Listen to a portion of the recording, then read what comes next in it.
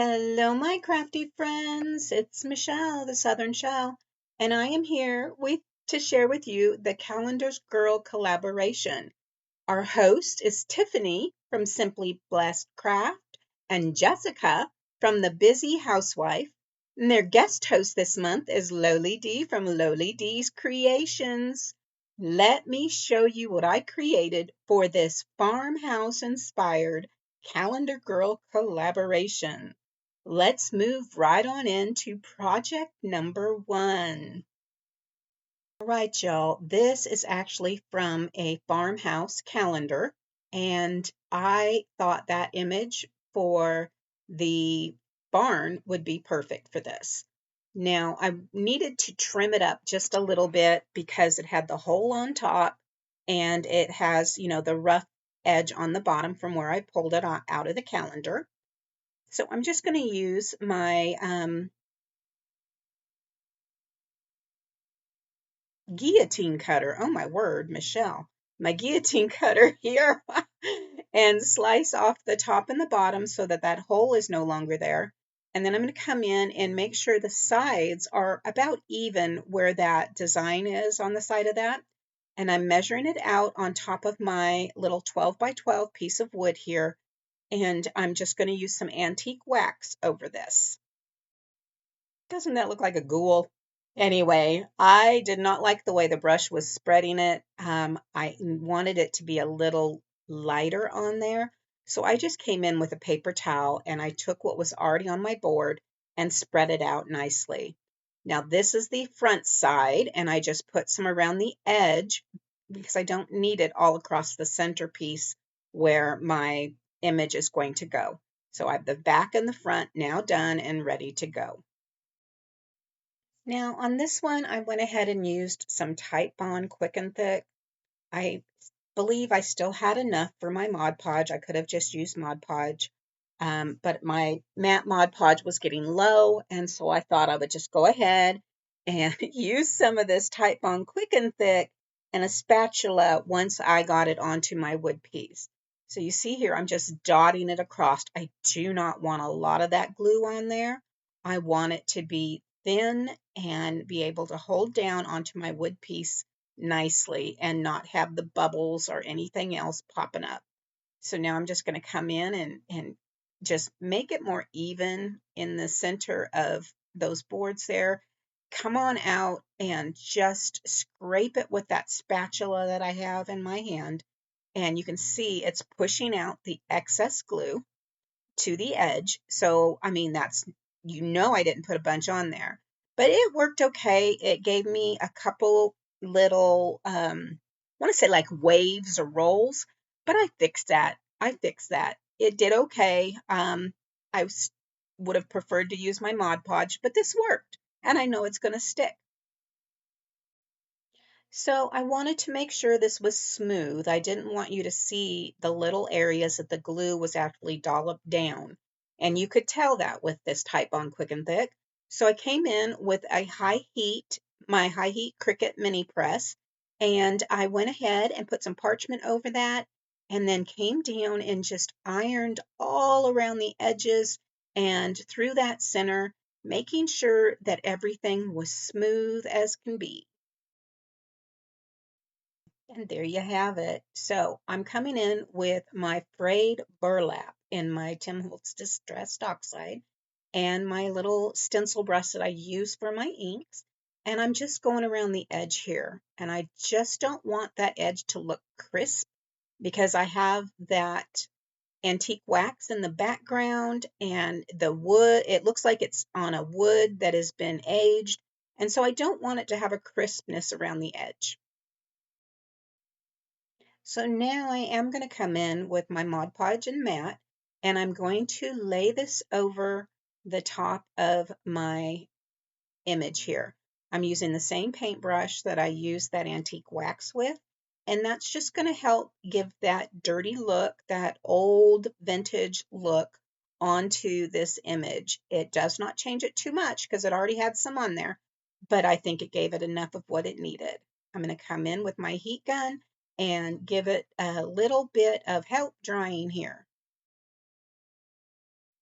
So these little images I had gotten off of either Amazon or Temu some time ago, and I decided to go ahead and use them to help add some dimension to my image there. So I picked out an angel, three trees, a snowman, and two little baby deer. I'm coming in with my Waverly chalk paint and hazelnut, and each of those little deer are going to get just a pounce of that hazelnut. And now I'm pulling in my DIY chalk paint, and I've got this beautiful green here. This is in the summer collection, sampler collection, and I'm using this on my trees. I got this set from Rachel at Stella Rosa Mercantile. I will leave her link in the description box below. She's like 45 minutes from me, and so she's the perfect seller that I have, and she is just so attentive to your needs. So by all means, guys, check her out. I'm using the Swan White in the DIY to go over my little snowman. And that's all I need to do is to add one layer of each of these colors over the tops of these little wooden pieces. I'm going white for the angel to start with, and then we'll come back in and we're going to add some other colors to what we need. I did go back and add another coat over my snowman because it was that darker wood was showing through. This, I believe, is sunshine. I thought this would be perfect for my stars on the top of the tree. And so I came back in and I just added that. Ooh, I sounded Minnesota-y. Came back in and added that to the top. And I also added it to the angel. I forgot to add the little white spots to my little deer here, my little fawn, and so I'm coming in with a toothpick because the little spots are so small. I didn't want to try to come in with a paintbrush. I still kind of blobbed a little bit, but I'll go back in and fix that at the end with some more hazelnut over the top of that. But just come in, and that's all I did right here. You can see it's super simple to use the end of a toothpick to get that stuff in there. So next, I'm coming in with my hazelnut and I'm painting my snowman arms. And that's just a brief little wipe across there, so easy. Now I'm going to go ahead and finish my snowman with some outrageous orange and some candy apple. I'm using a toothpick once again. These little wood pieces do have laser etchings on where the items are. This snowman had a hat and it had I think it had a scarf. Oh my goodness. See, I forget so easily. So I'm just going to come in with that candy apple and I'm just going to slowly add some of that red to that snowman hat. It does have a place to have like a white trim, so it'd be like a Santa type hat. I do come back in with some nimbus for that, so it's not stark white. But here I'm just adding that down to the scarf that's along that snowman. And I think this toothpick method worked out great because these are so, so small. I did not want to have a big mess if I had one little hair on my paintbrush out. So now I'm going to come in with some black. This is the Little Black Dress by DIY. And there we have our little fawn's eyes. And we're going to come in with our snowman for the finishing details on his face and the buttons down the front of his body. Is where I'm coming in with the Nimbus, and this is by Waverly Chalk Paint, and I'm just doing the little brim of the hat. So now I wanted to go ahead and come in with my metallic by Folk Art, the gold, and I thought this would be perfect for the angel wings as well as her little feet, just to add enough of a gold contrast, giving that royalty and right on that heart. Now that they are all dry and ready to go, I'm going to find their placement onto my little image here. I'm first going to grab some greenery and I'm going to use my little wire snips and I'm going to snip it off so that I can easily create some dimension on my pine trees. Once those are all trimmed off, I'm going to just start layering my tree by adding some hot glue onto my image and laying some of the greenery down just to look like branches that are popping out against, behind, and in front of my barn. I think that this really changed this. It just totally gave it a different type of look from just the flat image to a 3D Christmas inspired. Oh, I think it's turning out a wonderful. That's adorable and wonderful together. A wonderful. So before moving on, I placed my little wooden pieces kind of where I wanted them to be. I took some last little pine sprigs here, and I'm going to create a few just right there underneath the tree on the ground. I wanted something to actually help ground my little fawns and my trees that are going to be floating there. I didn't want them necessarily floating, so there we have it. Now, when you're doing your tree, make sure your branches are going all, the different directions. I had one going straight down to look like it was coming straight out towards me. I'm using the tight bond quick and thick on my wood elements there because of the Mod Podge that I covered and sealed my image with. That hot glue, it does okay if you have a lot on there and it's going to solidify and hold it. But with these wooden pieces, hot glue is not the best choice for that. So I went ahead and used the tight bond quick and thick, place those little fawns under that tree hiding.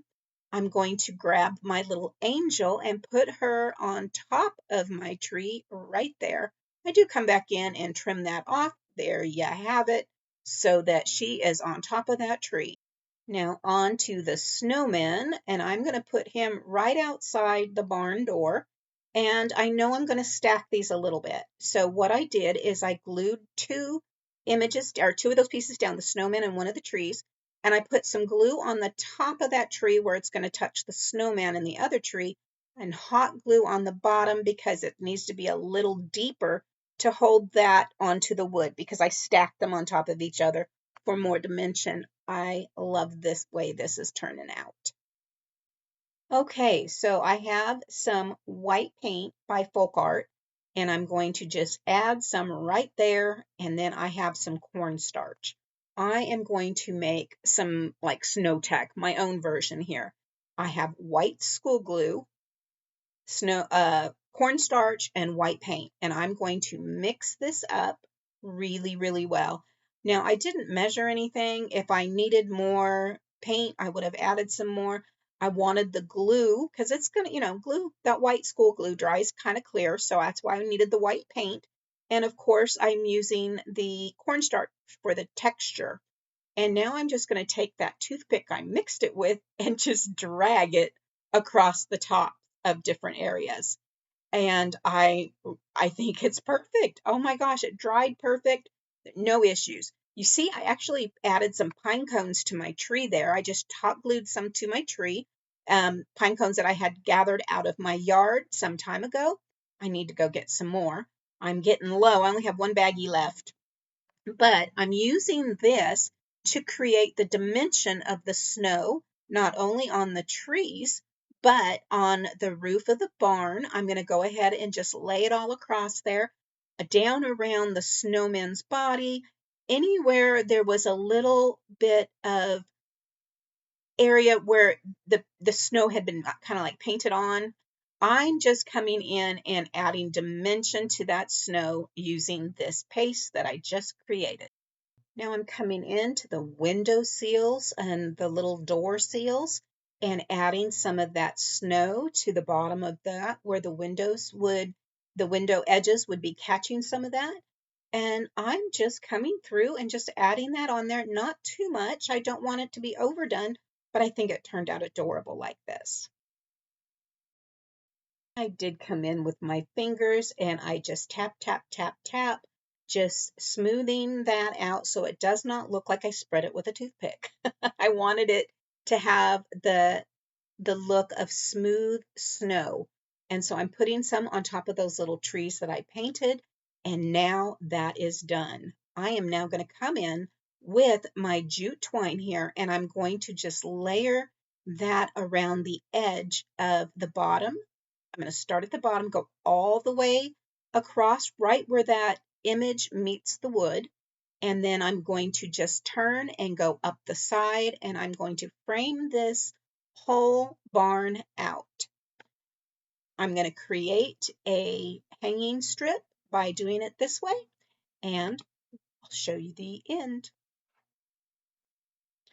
On to project number 2. All right, guys, I wanted to show you one that I had made in the past so you can see how well this has done over the years.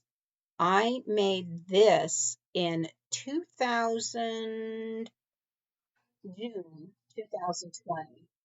So you see here, this is another farmhouse type of decor. I will link the video to the original video that I had shown how I do these. And that's the only place that's really come apart a little bit is right there where I had to paste it together. But I used the, I'm still using it, and it's almost 5.5 years later, and it's still in good shape. This is what I use the dishwasher safe Mod Podge on. So let me show you what I'm doing.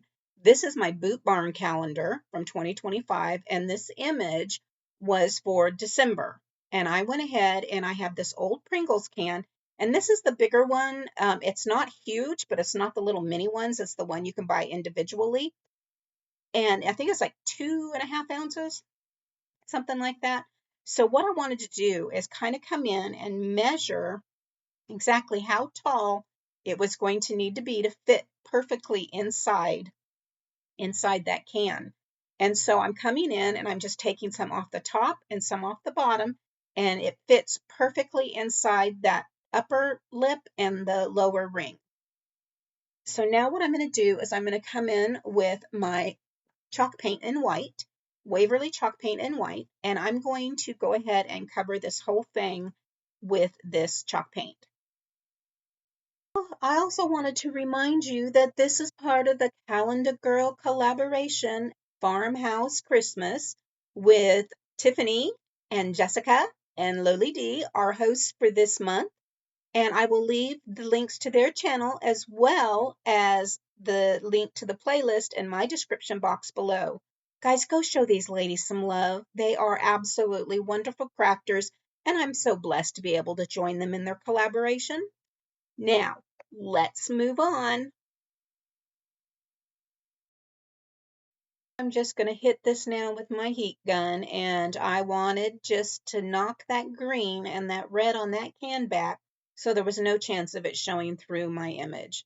I'm taking just a piece of twine here, and I'm just measuring how wide I need to trim down my image so that it fits there nicely, because the calendar page is thicker and it would definitely show that there was some overlapping. So I'm coming on in and I'm measuring it out so that I have just that perfect length, and I'm going to wrap it to make sure, and there we have it. It's all good. I'm going to come in with my dishwasher safe Mod Podge and a paintbrush here, and I am just going to add this Mod Podge onto the outside rim of my can. Once you get a nice coat on there, you're going to lay your image down, and I'm going to center it between my bottom lip and my upper lip, and making sure that I have enough Mod Podge going all the way around to seal this in. Because this paper is so thick, you need to be careful, and you need to make sure you have enough of that glue to hold that down and reach all the way around to seal it closed properly. Once you do have it all the way around there, you're now going to seal all of your image into the front of that can. And this, being the dishwasher safe, is going to just help give a nice plasticky type coating all the way around this so you can use it in the kitchen if you wanted to, This is going to be my husband's. Right now we're gonna put some candy canes in it, and afterwards we can leave it beside his chair. Once that is all dry, I am going to come in with some more of that Mod Podge, and I wanted to add a little bit of glitter to the snowy areas because you can tell that the snow is falling, but because it's white on white, it is so hard to tell a lot of this. So I'm just coming in and I'm dabbing a little bit with my paintbrush, and then I'm using my fingers to just push that out again, and I'm going to come in with this white iridescent glitter and just dust that over there and just tap it in and then tap it off.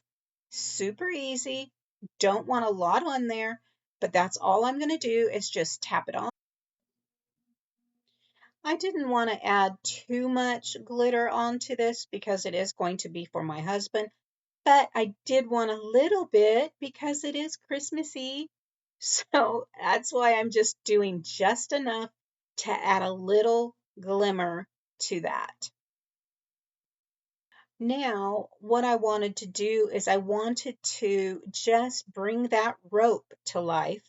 And so I'm just going to use some Mod Podge on here, and I'm just going to line it along where that rope is in the image. And then I'm going to just come in with my jute twine and I'm going to lay it right along where I added that extra Mod Podge right there. And then I'm going to hold it down with my fingers, and as soon as that Mod Podge grips a little bit more, I can move on to the next section. But I'm just trimming it a little bit, and then I'm going to just wrap it right back on down to where that rope is looping. Okay, so I wanted to add a few candy canes to this, and so I'm just going to grab some pipe cleaners here. I have 5 pipe cleaners, and I'm taking the 6th one and wrapping it around to create a sturdier, thicker pipe cleaner. I'm doing that twice, and that way I can make 2 candy canes to lay inside this cup. Now, the fabric strips I have here are just strips of sheets. I've had, you can get them at Goodwill, thrift stores, anything like that. And if you don't find the color you like, you can easily go to, like Walmart or even Dollar General or something and pick up a cheap little flat sheet of the color you want. But all I did was snip these and rip these down to create these fabric strips. Now I'm just going to wrap this real easy right around there, and then I'm going to come back and hot glue the burgundy rust color one around the outside there. And that's just easy. Just squeeze and wrap. Once you get that first one down there, just go ahead and hot glue that in together and fold it up and around your pipe cleaners, nice and tight. And then I'm just going to add the second color to the top, hot glue it right on down there. Just close it up. I'm just gluing that down and wrapping that around to create my rustic candy cane. Now this I am folding into a thinner little strip, so it's not going to be such a wide stripe across there. I did one with the white on the bottom and the burgundy on top, and this one with the burgundy on bottom and the white on the top. Just hot glue those down, take it, bend that down into a candy cane shape, and now I'm just going to use some jute twine and tie a bow across the top of these to hold them together. Super easy, real easy way to do. I've used some of the Dollar Tree ones in the past where I just wrap the plastic ones that they have, those acrylic candy canes, wrap those up, and that works great too. These you can make bigger because it definitely gives you a bigger piece.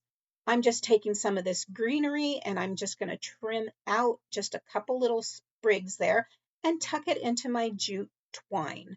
Once I get that all on there, now I can just take this and pop it in my cup. And there you have it. What do you think about my farmhouse Christmas for this month's Calendar Girl Challenge? I think they turned out super cute. My husband says we have to keep this one. This would make a great pin caddy next to his chair. He said we can put real candy canes in it, but we're not getting rid of it. I'm like, okay. So guys, thank you so much for joining me today. Don't forget the playlist will be listed below in my description box, along with the hosts for this collaboration. As always, guys, I appreciate your time. It is precious, and I am so happy you decided to spend some with me today.